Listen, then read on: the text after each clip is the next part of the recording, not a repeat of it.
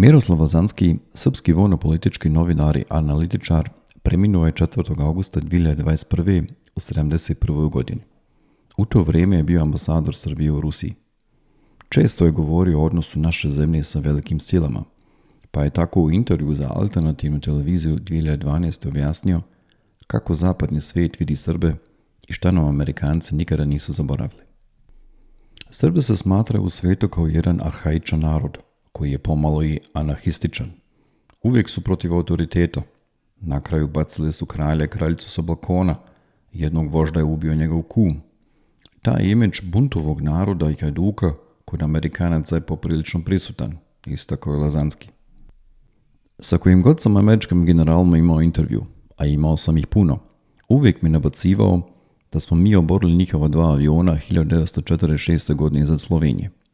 Oborena su 2 američka transportna aviona, poginulo je tada oko 20 ljudi. Ja kažem da, oborili smo. Vi niste poslušali zahtjev lovačke aviona se spustite, da ne letite bez najavi preko teritorije tadašnje Jugoslavije.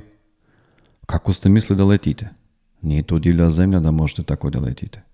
I još jedna od stvari koje Amerikanci nikada nisu zaboravili Srbima je to što smo mi, kako istakao Lazanski, jedina bijela rasa koja su usudila da pripuca na silu. Nikada oni to nisu zaboravili. Drugo, Srbi su jedina nacija, jedina bijela rasa koja je pucala nakon Drugog svjetskog rata na Amerikance. Vijetnamski rat, žuta rasa. Ratovi u Africi, crna rasa. Ratovi na Bliskom istoku, Arapi.